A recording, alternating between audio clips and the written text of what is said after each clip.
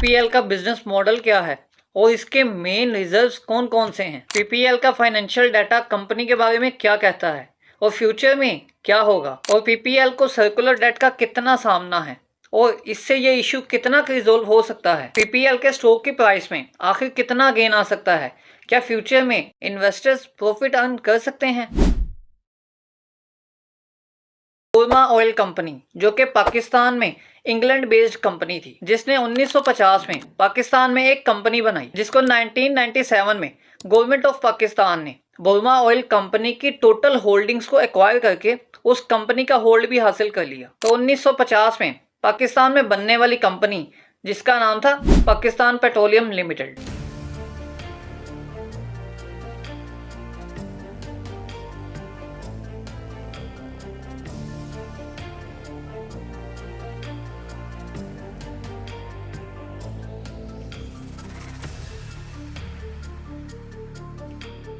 अस्सलाम वालेकुम गाइस, मैं चम शुएब, आप देख रहे हैं B1 billionaire YouTube channel.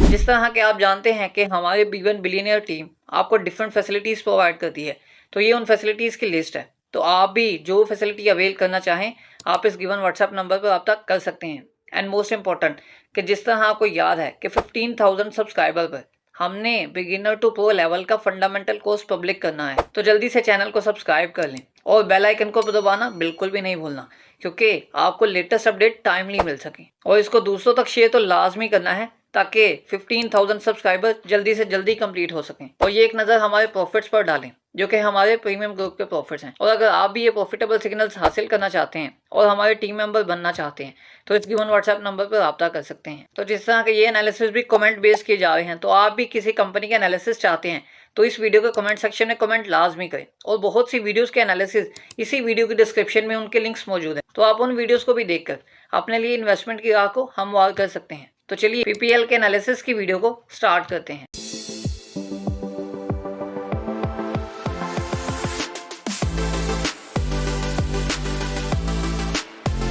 Basically partition के बाद पाकिस्तान में एक ब्रिटिश ऑयल कंपनी रन कर रही थी कराची में, जिसका नाम था बुरमा ऑयल कंपनी, जिसने 1950 में पाकिस्तान पेट्रोलियम लिमिटेड के नाम पर पाकिस्तान की एक स्टेट ऑयल कंपनी बनाई, जिसको फिर 1997 में गवर्नमेंट ऑफ पाकिस्तान ने बुरमा ऑयल कंपनी की एंटायर होल्डिंग को बाय करके पीपीएल का मतलब कि पाकिस्तान पेट्रोलियम लिमिटेड का जो होल्डिंग है वो भी एक्वायर कर ली। और अब ये publicly traded state owned oil company के तौर पे पाकिस्तान में जानी जाती है, जो कि ऑयल एंड गैस कंपनी है और अभी भी इसका हेडक्वार्टर कराची में ही है। और अगर होल्डिंग की बात करें तो होल्डिंग में गवर्नमेंट ऑफ पाकिस्तान के पास इसकी तकरीबन 67.5% होल्डिंग है और तकरीबन 7% एम्प्लॉइज एम्पावरमेंट ट्रस्ट के पास मौजूद है और बाकी की 25% जनरल पब्लिक के पास, इन्वेस्टर्स के पास मौजूद है। तो ये PPL Pakistan petroleum limited Pakistan की बिगेस्ट मार्केट कैपिटलाइजेशन की लिस्ट में से टॉप 10 में ही मौजूद है, जो कि ऑयल एंड गैस एक्सप्लोरेशन के सेक्टर से बिलोंग करती है।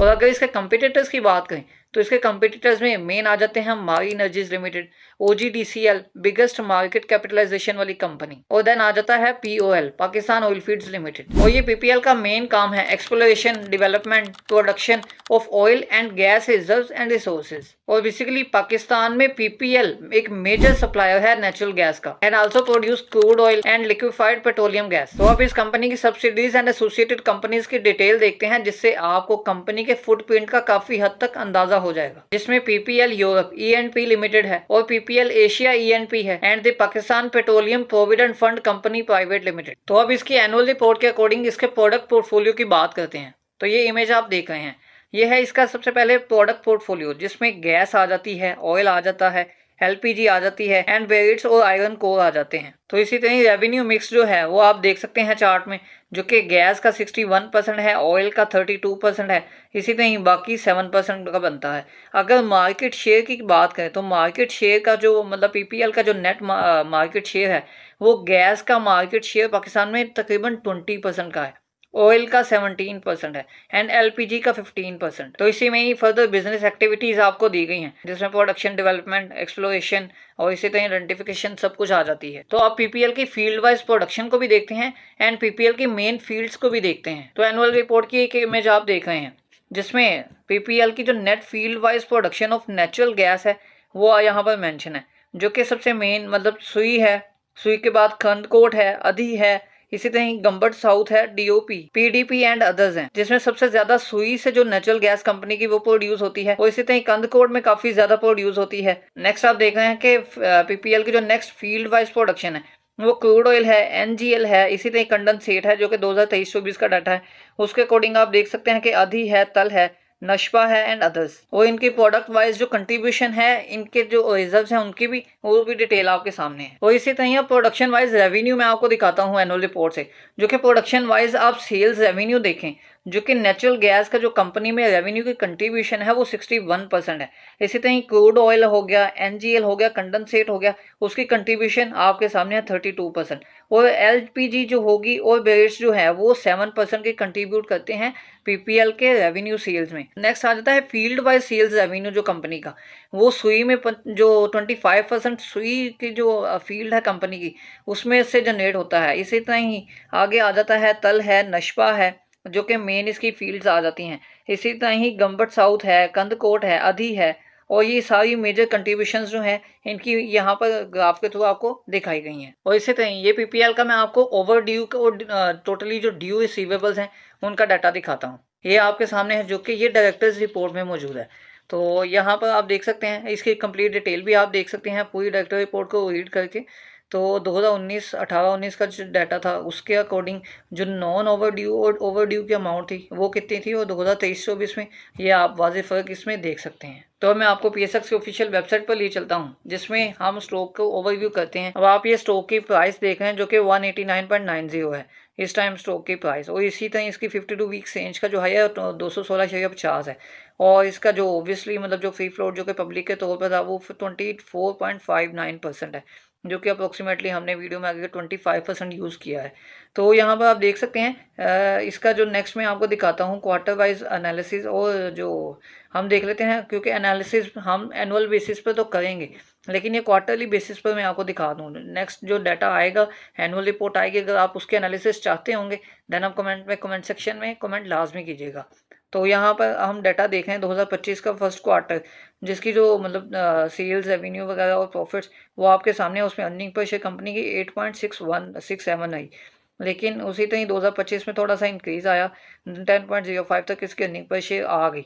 लेकिन थर्ड क्वार्टर 2025 में फिर वहाँ पे थोड़ा सा डिक्लाइन आ गया अर्निंग पर शेयर में, और अर्निंग पर शेयर जो कंपनी की वो 8.01 तक आ गई।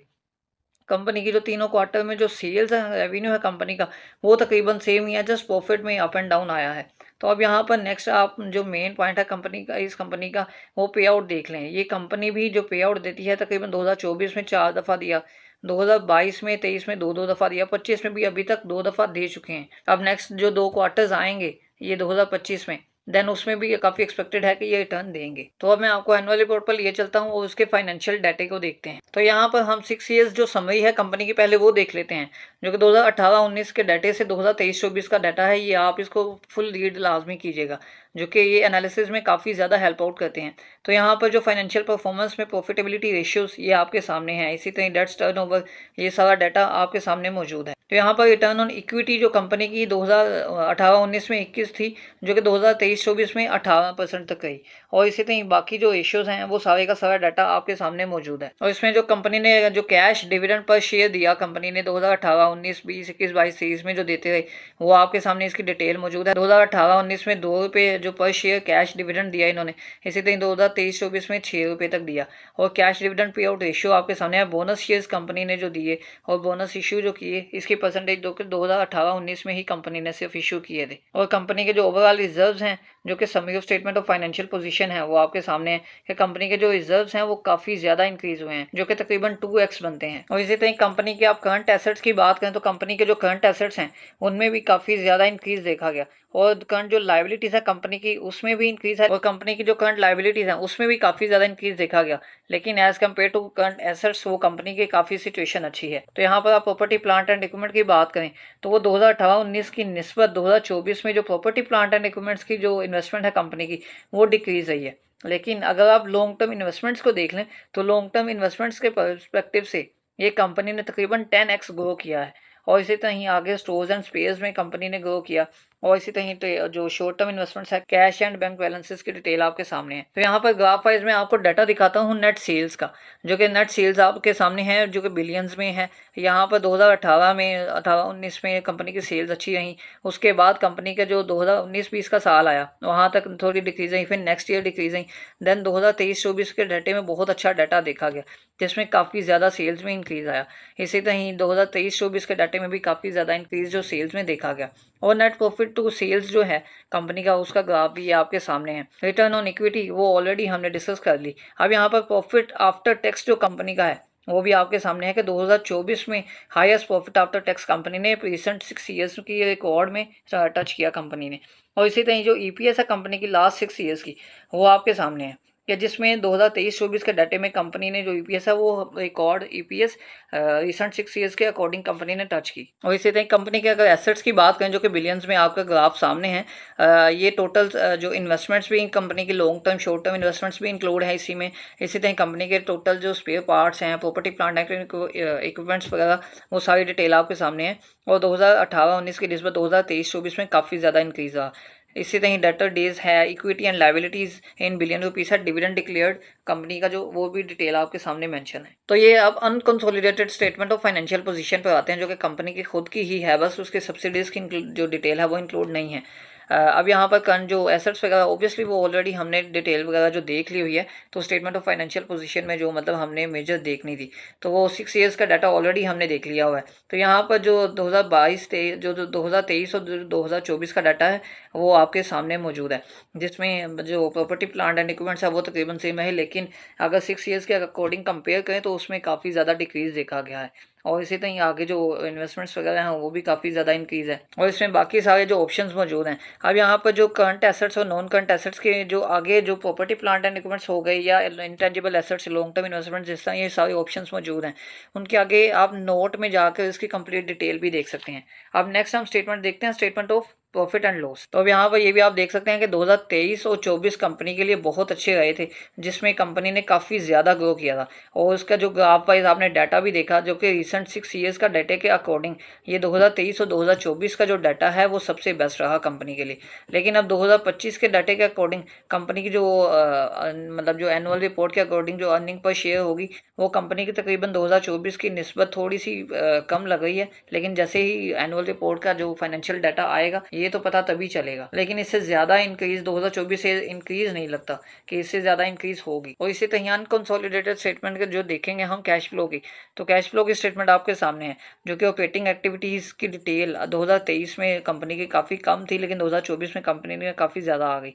जो कि ऑपरेटिंग एक्टिविटीज़ का जो एक्सपेंस है कंपनी का ने कैश जो जनरेट किया ऑपरेटिंग एक्टिविटीज़ से, तो वो आपके सामने है। इसी तरह cash flow from investing activities में बेसिकली काफ़ी ज़्यादा पार्टिसिपेट किया गया 2024 में एज़ कम्पेयर टू 2023 में कैश कंपनी के अंदर आया था इन्वेस्टमेंट के थ्रू, इन्वेस्टमेंट एक्टिविटीज़ के थ्रू। लेकिन 2024 में इन्वेस्टमेंट एक्टिविटीज़ की गई, लेकिन उसके थ्रू जो कैश है कंपनी का वो आउटफ्लो हुआ कंपनी का। तो जहाँ तक काफ़ी ज़्यादा इन्वेस्टमेंट कंपनी में की गई। और बाकी जो बिगिनिंग ऑफ द ईयर और at the end of the year जो कंपनी को कैश मिला, उसमें 2023 में मिलने वाले कैश को कंपनी ने at the end of the year काफ़ी ज़्यादा अच्छा कैश में रखा कंपनी ने।